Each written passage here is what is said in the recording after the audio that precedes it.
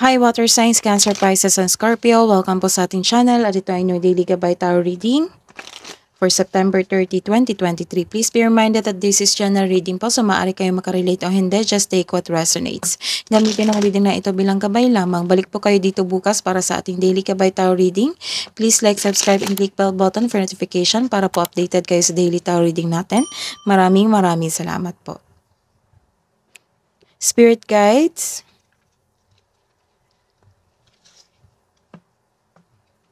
Spirit guys, ano po ang ganap today para kay Cancer, Pisces, and Scorpio sa araw na ito, September 30? Spirit guides. May lumabas na caution dito, so mag-ingat sa inyong sarili. You are taking care of yourself. May inaantay kayo na mensahe, communication. Dumating na ito sa araw na ito. Na nagkaroon kayo ng isang message, communication, nakatanggap kayo ng news.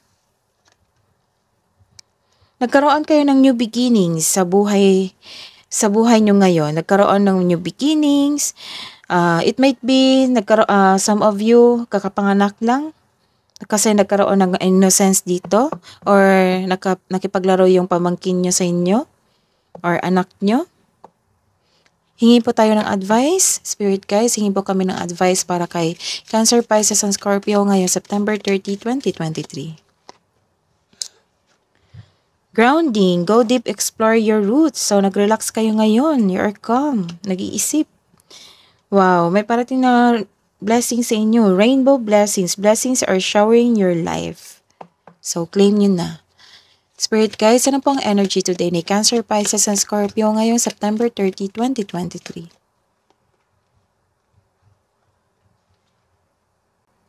This is a reverse card. Nagkaroon po kayo ng self-doubt and hesitation. Hindi ka mapakali ngayon at mainit ang inyong ulo dahil sa nararasan nyo ngayon sa inyong buhay, sa inyong trabaho, sa inyong negosyo, sa bahay nyo. Makaranas din kayo ng delay talaga na message na inaantay nyo. Pero parating po ito. Kasi this is a confirmation na darating talaga to. So sa mga nag-aantay ng message, sa araw na ito, darating na po ito. May magandang news kayo dito or may news na para sa inyo. This is reverse card. Nagkaroon po kayo ng isang hopelessness. So you are emotional today. Nagkaroon dito ng hopelessness.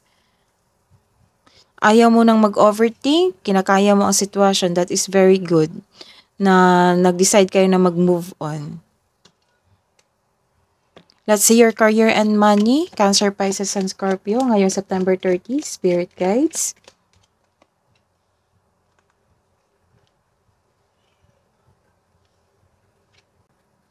This is a reverse card. Nagkaroon po ng lacking a solid plan. Sa inyong trabaho ngayon, sa inyong proyekto, sa inyong ginagawa. Makaka-receive ka ng hindi magandang balita regarding po sa inyong kaperahan at sa buhay karera. Pasensya na po sa ingay.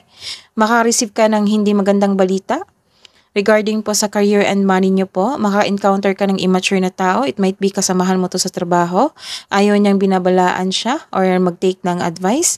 Nagkaroon dito ng frustration kasi walang progress sa inyong proyekto o goal mo sa buhay, karera. Gusto mong mag-shortcut para matapos na ito. If you want the result, build concrete plan without rushing.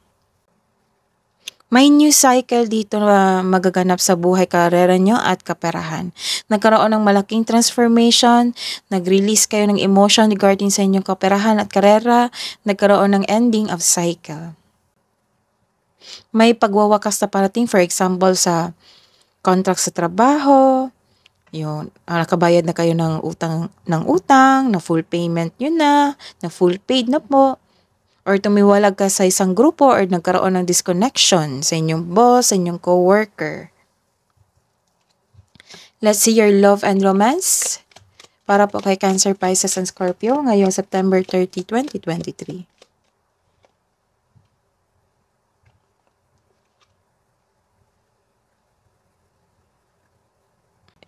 Nagkaroon ng immaturity or oversensitivity. Ingatan nyo po yung pagsasalita nyo sa kanya or makikipag-usap kayo sa kanya na hindi mo namalaya na nasaktan na po siya. So, it might be your partner ito or kasamahan sa bahay. Nagkaroon siya ng oversensitivity. Mag-ingat din sa sasabihin mo ngayon sa isang tao kasi baka nagkataon na masaktan siya dahil sa pagkakasensitibo nito. May immature dito na tao na mangyayaring confrontation dahil sa hindi maganda ang kanyang pinagsasabi. Wala ka ng time sa sarili mo. You may be taking life too serious. The reverse card is, this is a reverse card. Nagkaroon ng self-doubt dito, resentment, failure to face the facts. Nagkaroon din ng disappointment and blame. Na-stuck ka sa past mo, nagkaroon ng delay sa mga plano mo in terms of future plans. Feeling mo na natrap ka and unable to progress without really understanding why. This card advise you to accept and move on. The past cannot be changed. Kailangan mo lang itong tanggapin na nangyari ito sa'yo. Lahat naman ng pagsubok ay may naiwang aral sa ating buhay. Let's see your hidden truth. Anong iniisip mo? Anong iniisip niya? Para po sa mga single. I want you. Sa mga may relasyon, I know that I crossed the line with you. Self-care po. Love message na po, spirit guides, para po sa mga single. Chanting. Karoon kayo ng yoga, nag-meditate kayo, you reconnect to yourself, to your energy, to your intuition. Love advice para sa couple.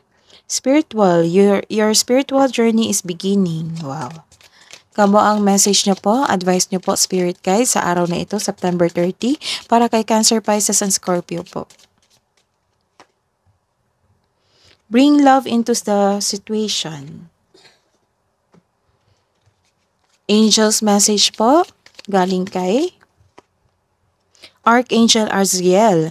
It is time to let go, prepare for change. That is your reading today, water signs. That is your reading today, water signs. Please like, subscribe, and click bell button for notification para po updated kayo sa daily tarot reading natin. Maraming salamat po.